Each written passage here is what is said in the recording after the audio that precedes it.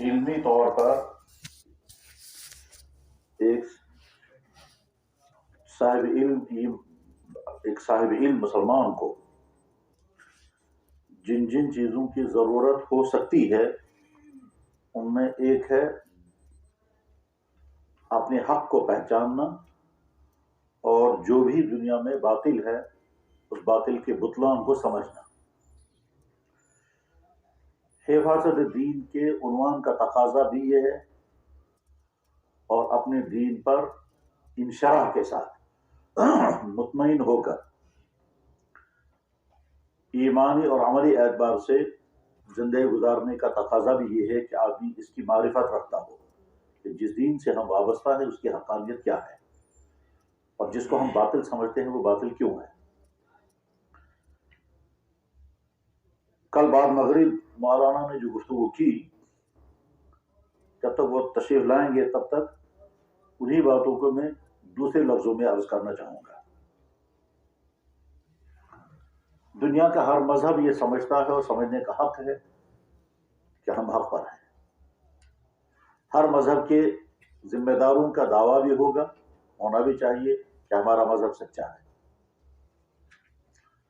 ہر مذہب والے دوسرے مذہب کے متعلق کیا تصور رکھتے ہیں لیکن کم سے کم اپنے مذہبوں کے بارے میں تو ہر مذہب والے کا دعویٰ ہوگا ہی کہ ہمارا مذہب سچا ہے، اچھا ہے، درست ہے، مکمل ہے، انسانوں کی فلاح کا ضامن ہے. ٹھیک اسی طرح سے اہل اسلام کو بھی کہنا بھی ہے، سمجھنا بھی ہے، عقیدہ بھی رکھنا ہے کہ ہمارا دین حق ہے. اور اس کے ساتھ اور ایک اگلا قدم یہ ہے اسلام کے علاوہ باقی تمام ادیان باطل ہیں. تب وہ کیا درمیانی چیز ہے جس درمیانی چیز کی بنیاد پر ہم یہ کہیں گے کہ صاحب اس اصول کی بنیاد پر یہ مذہب باطل ہے اور اس اصول کا تقاضا ہے کہ یہ مذہب حق ہے. تب اس میں سے تھوڑی سی چند باتیں میں عرض کرتا ہوں. پہلی بات یہ ہے کسی مذہب کے حق ہونے کے لیے ضروری ہے کہ جس کتاب پر وہ مذہب کھڑا ہے اور جس شخصیت کے ذریعے سے وہ مذہب آیا ہے وہ دونوں کے دونوں مستند ہو.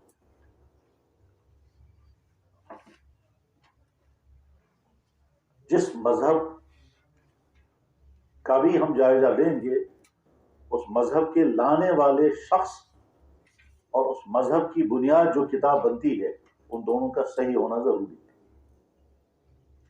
اگر کسی مذہب کی بنیادی کتاب مشکوک ہو یا کسی مذہب کے لانے والے کی شخصیت پوری طرح واضح نہ ہو اس کے بعد اس مذہب کی حقانیت بھی مشکوک ہو.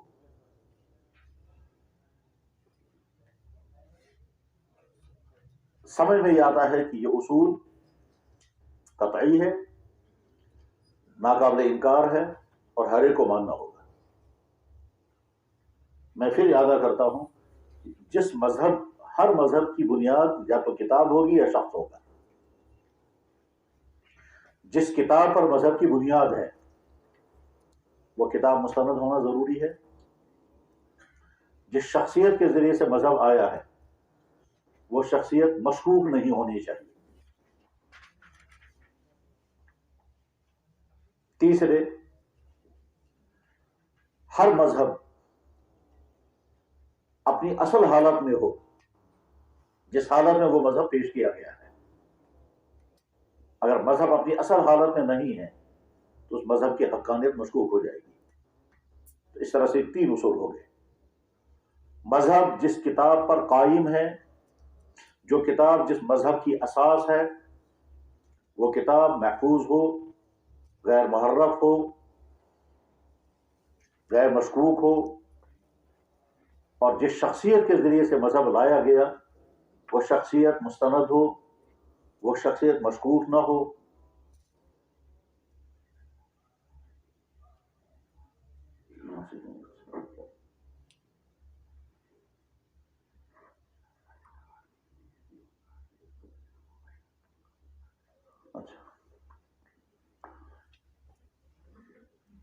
جہاں جن حضرات نے وہ کارڈ نہیں لیے ہوں گے سب کو وہ کارڈ دے دیں اور موبائل تمام حضرات بند رکھیں.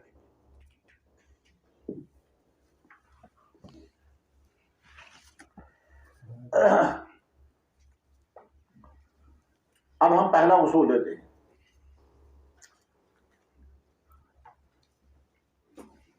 اسلام کی بنیاد جس مذہب پر ہے اس کا نام قرآن.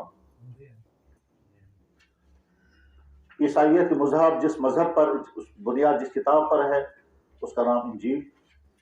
یہودیت کی بنیاد جس مذہب پر ہے اس کا نام تورات. ایسے ہی دوسرے مذاہب. اسلام کی بنیاد جس کتاب پر ہے اس کا نام قرآن. عیسائیت کی بنیاد جس کتاب پر ہے اس کا نام انجیل. یہودیت کی بنیاد جس کتاب پر ہے اس کا نام تورات. ایسے ہی دوسرے مذاہب. اب اسلام کے علاوہ باقی تمام مذاہب کے پاس جو کتابیں ہیں ان کتابوں کے محفوظ ہونے کا کوئی ثبوت نہیں ہے. یہ بات تقریباً قطعیت کے ساتھ ثابت ہے کہ آج کے تورات اور آپ کی انجیل محرف ہے، تحریف شدہ ہے، اور یہ خود اس مذہب کے ماہرین کو بھی تسلیم ہے. اس تحریف کو تسلیم کر کے وہ طرح طرح کی توجیہات تو کرنے کی کوشش کرتے ہیں لیکن تحریف کا انکار نہیں کرتے، کیونکہ تحریف کا انکار کرنے کی ہمت نہیں ہے. تحریفات اتنی زیادہ ہیں کہ اس کا انکار ہو ہی نہیں سکتا. نہ صرف یہ کہ تحریفات ہوئی ہیں بلکہ تاریخی طور پر ان کتابوں کے محفوظ ہونے کا ثبوت نہیں ہے. یعنی حضرت عیسیٰ علیہ السلام نے انجیل کن کے حوالے کی، یہ لکھی ہوئی تھی، کون سی زبان میں لکھی ہوئی تھی، کن کاغذوں پر لکھی ہوئی تھی، کتنی بڑی تھی، مضامین اس کے کیا تھے، پھر اگلے لینے والے نے اس کو آگے کس کے حوالے کیا، اس کا کوئی ثبوت نہیں. بس ایک مثال میں عرض کرتا ہوں، باقی تمام کتابوں کا بھی یہی معاملہ ہے. جن مذہب والوں کی بنیادی کتاب وید اور اس طرح کی دوسری کتابیں ہیں ان کے متعلق بھی یہی سوال ہے، یہ آسمان سے اتری ہے یا انسانوں کے خود کے خیالات سے مرتب ہوئی ہے، کس دور میں مرتب ہوئی ہے، اس میں کب کب کیا کیا تحریفات ہوئی ہیں، کیا کیا کمیاں اور زیادتیاں، اس میں تبدیلیاں کیا کیا ہوئی ہیں. جیسے ایک مصنف اپنی کتاب میں جتنی مرتبہ بھی اس کا مطالعہ کرے گا ہر نئے ایڈیشن کے بعد اس میں کچھ نہ کچھ تبدیلیاں کرتا ہے. تو خیر اب میں پہلا نقطہ عرض کر دیتا ہوں کہ باقی تمام مذہب کی بنیادی کتابیں محفوظ نہیں ہیں اور اسلام کی بنیادی کتاب قرآن مکمل طور پر محفوظ ہے. اس اصول کی بنیاد پر باقی تمام مذاہب کے صداقت مشکوک ہو جاتی ہے بمقابلے اسلام کی. اسلام کی بنیادی کتاب محفوظ ہے اور کہیں کوئی تحریف کا شوشہ بھی نہیں پایا جاتا. قرآن کریم میں جو اضافے ہوئے ہیں وہ اعراب کا اضافہ ضرور ہوا ہے، نقطے ضرور بعد میں لگائے گئے ہیں، رموز اوقاف میں شامل کیے گئے ہیں، لیکن یہ نہیں کہہ سکتے ہیں کہ قرآن کریم کی کسی آیت ہی نہیں کسی لفظ میں بھی تغیر کیا گیا ہو. بلکہ اگر کہیں قرآن کریم کی کوئی آیت نحو یا صرف کے اصولوں کے خلاف ہو تو اصولوں کا تقاضا ہے کہ آیت کے اندر تبدیلی کر دینی چاہیے، مگر قرآن کریم کی آیت میں تبدیلی نہیں ہوئی اور نہ ہو سکتی ہے. اصول اپنی جگہ رہیں گے، قرآن کریم کی آیت اپنی جگہ رہیں گے.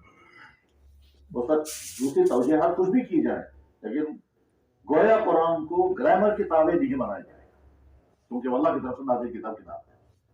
لیکن اصولوں کی رعایت میں کہیں لفظوں میں تبدیلی نہیں کی گئی تو باقی کسی اور طرح سے تحریف ہونے کا تو سوال ہی نہیں ہے. تاریخ حفاظت قرآن بتا دیتا ہی ہے کہ قرآن مکمل محفوظ کتاب ہے اور محفوظ ہونے کے معنی ہے کہ اللہ کے ہاں سے جبریل تک، جبریل کی ذات سے نبی تک، نبی کی ذات سے صحابہ تک، صحابہ کے بعد پھر اگلی نسلوں تک کس مرحلے میں کیسے کیسے حفاظت کا کیا کیا انتظام ہوا ہے. اس پورے کو جب بھی پڑھے گا تو کوئی شخص یہ نہیں کہہ سکتا کہ قرآن کریم کسی بھی درجے میں کہیں شک کے دائرے میں آتا ہے. تو اب وہ مذہب حق ہوگا جس مذہب کی بنیادی کتاب محفوظ ہے اور دیگر جن مذاہب کے پاس بنیادی کتاب محفوظ نہیں وہ ہم نہیں ہو سکتے. اصول نمبر 1. اصول نمبر 2، جو شخصیت کتاب لے کر کے آئی ہے یا مذہب لے کر کے آئی ہے اس شخصیت کا مستند ہونا ضروری ہے.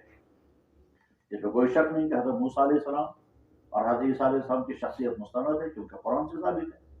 لیکن باقی تمام مذاہب کا معاملہ یہ ہے کہ مورخین کے ہاں ان شخصیات کا وجود ہی مشکوک ہے. یعنی مورخین یہاں تک کہتے ہیں کہ فلاں مذہب کی فلاں شخصیت تاریخی طور پر ثابت نہیں ہے، فلاں مذہب کی فلاں شخصیت تاریخی طور پر ثابت نہیں ہے. تو جب وہ شخصیات ہی تاریخی طور پر ثابت نہیں ہے، افسانوی شخصیت ہے، اور خود ان کے لکھنے والے انہی کے ذہن کے، انہی کے مزاج کے مورخین خود تسلیم کرتے ہیں کہ ہم جن شخصیات کا نام بڑے فخر کے ساتھ دیتے ہیں وہ افسانوی شخصیات ہیں، تاریخی اصولوں کے مطابق ان کا وجود ثابت نہیں ہوتا. تو جب ان کا وجود ہی ثابت نہیں ہوتا تو ان کی طرف جو مذہب منسوب ہے وہ کیسے ہو سکتا ہے؟ اور اس کے مقابلے میں اسلام جس شخصیت کے ذریعے سے دنیا میں آیا وہ آفتاب کے تاثر ہوں، ان کی ذات کا کوئی مخفی پہلو بھی چھپا ہوا نہیں ہے. اور دوسرا اصول اس کا اور زیادہ تفصیل کا وقت نہیں ہے. تیسرا اصول یہ ہے کہ جس شخص نے مذہب پیش کیا ہے اس شخص نے خود کیا بولا ہے اور اس شخص نے خود کیا کہا ہے اور خود کیا کیا ہے وہ سارا محفوظ ہو جانا چاہیے، تاکہ ان انسانوں کو کہیں گے بھائی جس شخصیت کے طرف آپ اپنے آپ کو منسوب کر رہے ہیں اس شخصیت کے یہ اقوال ہیں، یہ افعال ہیں، یہ نمونہ ہے، یہ آپ کے لیے رول ماڈل اس طرح سے بنے گا.